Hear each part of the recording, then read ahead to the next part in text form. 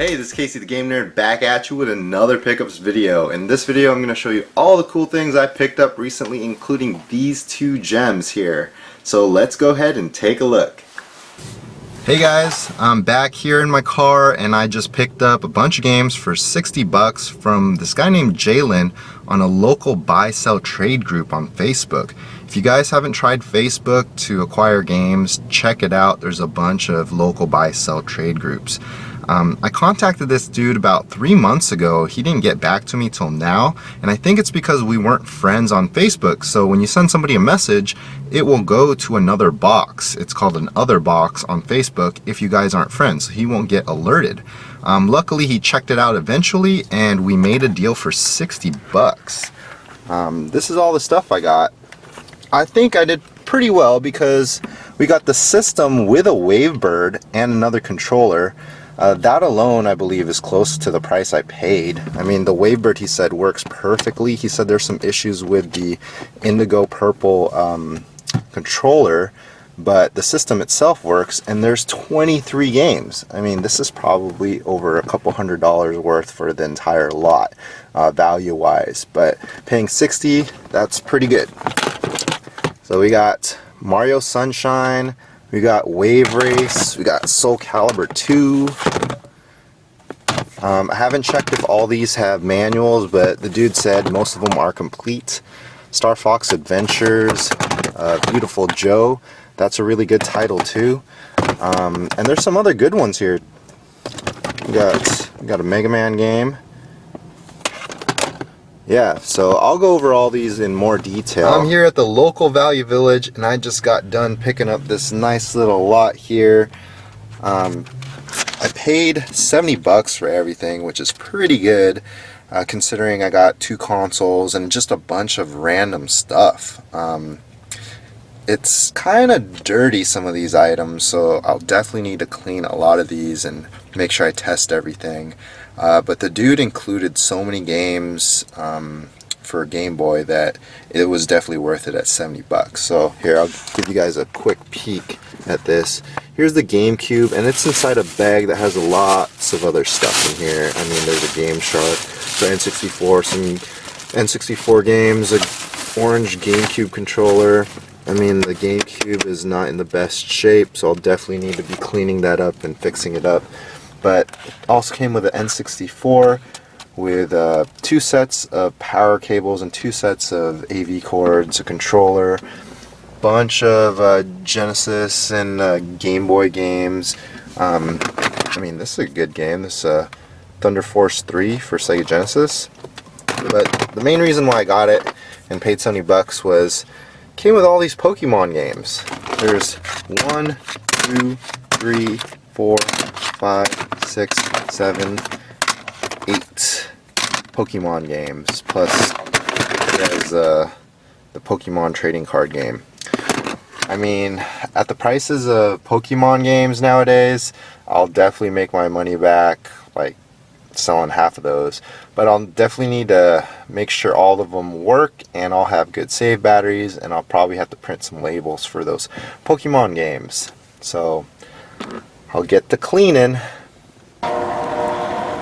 So I'm back home, had to cut the garage sailing short because of the rain, but hit up a couple garage sales. The first one, I got this Airport Extreme for Apple products.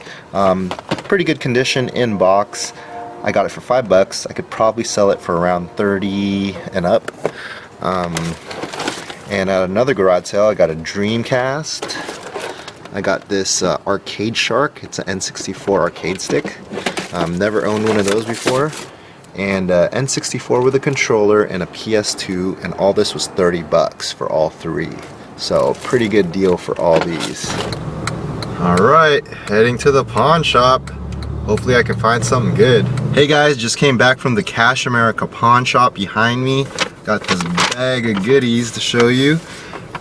First off, I'll tell you how much I spent. Spent $1.99 per game and $5 each for the controllers. So the controllers were N64 controllers, and one of them came with a memory card and one came with a rumble pack.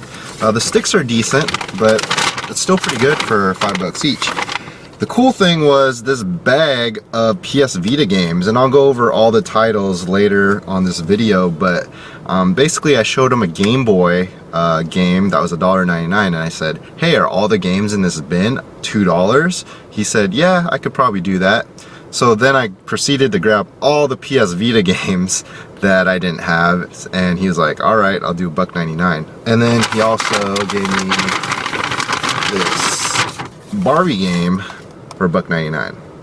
So pretty good deals for a pawn shop. Alright, here's all the games, systems, and accessories that I picked up recently. Lots of systems here, and I got these all from various places, and I'll explain how I got each of these. So let's start up here at the top. We have this nice lot here that I showed you guys earlier, and I got all this for $70. I thought it was a pretty incredible deal because it came with 10 Pokemon games. So if you don't include the 2 Pokemon trading card battle games, there's 8 here, and these 8 already surpassed the $70 I spent. But if you guys remember earlier, I showed you this lot of Pokemon games. It didn't come with labels for some of them. Of course, the gold one, I didn't find a sticker label for that, but I was able to print off a sticker label for Pokemon Crystal, the 2 Pokemon Reds, and the Pokemon Yellow here. So I thought they turned out pretty nice, and I was able to stick them on straight, so that's good. But I'll definitely have to find a label for the Pokemon Gold. So I got all those, and I also got these games here. We got Power Rangers Time Force, got Dragon Ball Z Legacy Super Warriors, we got Bugs Bunny Crazy Castle 2, the Wild Thornberries, Yu-Gi-Oh game for GBA, and the one without a label is, I believe, Dragon Ball Z Legacy. Then we have Pokemon, that's a GBA video. Then we got Golf for a regular Game Boy. We also got some Sega Genesis games here. We got Columns. We got some sort of racing game here. What's the title? Formula 1. Miss Pac-Man, Aladdin, Thunder Force 3. That was a nice one. And we got some N64 games. We got Turok 2, a golf game, so not the greatest N64 games, but did come with a Game Shark. And I did get a couple controllers for the N64 and GameCube, so 1 each. 2 pairs of power plugs for the N64, 2 pairs of AV cables, and a GameCube power adapter. Also with the N64 we got the regular jumper pack and the N64 transfer pack so that you could play some Pokemon games on Pokemon Stadium. And of course it came with the 2 systems and more memory cards here. And both systems did work, so for $70 to have 2 working systems in all these games, pretty good deal. Let's move on over here. These are my lone garage sale pickups. It was a sorry time to go garage sailing. It started raining, it was horrible. Not very many garage sales that I stopped at. In fact, these were just 2 garage sales that I went to. Let's start over here. I actually forgot to show you this when I showed you the clip earlier, but I got this bag of Transformers for $1. Sometimes I pick these up just to give to my nieces and nephews. Then we have this Airport Extreme, and that's my recouper for the week. I plan to sell that. I got it for $5. I'll probably sell it for 30, 35 bucks, something like that. We got a Dreamcast with the cords. We have an N64 with the cords. We have a PS2 with the cords and a controller with a memory card. And then we also got this pretty cool Arcade Shark. And this is the first time I've owned one of these. Looks pretty cool, so I'll definitely test this out, maybe for one of the fighting games for N64 or a shooter game, I don't know. But it's not too bad. It's not too flimsy. And we got a N64 controller and the power cords and AV cords there. Now let's move over here. we have the GameCube lot. I paid $60 from a Facebook buy-sell trade group. I got the GameCube, 2 controllers, one of which was a Wavebird, and then we got 23 games. So definitely worth it just for the games alone, but we also got the systems too, or the system too. We got Shark Tale, Tony Hawk, Pro Skater 4, Backyard Football, Pac-Man Fever, Ty the Tasmanian Tiger, SpongeBob SquarePants the movie, WWE Day of Reckoning, Tony Hawk's American Wasteland, Def Jam Vendetta, Wave Race Blue Storm, WrestleMania 18, Splinter Cell, PN03, Star Fox Adventures, True Crime New York City, Starsky and Hutch, Soul Calibur 2, Super Mario Sunshine, Turok Evolution, NHL Hits 02, Beautiful Joe, Mega Man Network Transmission, and a preview disc for the GameCube. So again, all those for $70. Now let's go over some pawn shop pickups. So if you look at the receipt, I paid $1.99 for 9 items, so that's the 9 games, and $5 each for these 2 controllers. So I got the gray controller and the green controller, and they came with this rumble pack and memory card. As for the games, got the Barbie game, that was $2, and $2 each for these PS Vita games. We got Madden 13. We got Wipeout 2048, Asphalt Injection, PlayStation All-Stars Battle Royale, Call of Duty Black Ops Declassified, Unit 13, Assassin's Creed 3 Liberation, Need for Speed Most Wanted. Now I can't talk much about these games because I just recently picked up a PS Vita again, so I could start playing the PS Vita. The last one I got I sold because I wasn't impressed with the PS Vita lineup, but now there's more JRPGs and other good games, so I decided to pick one up. I found one at the local Cash America, $75 out the door. If you guys aren't familiar with the pawn shop lingo, that means $75 tax included. So if you guys are bargaining at pawn shops, ask them for the price out the door. Then we have this 2DS, and the story behind this is I was with my buddy Reggie.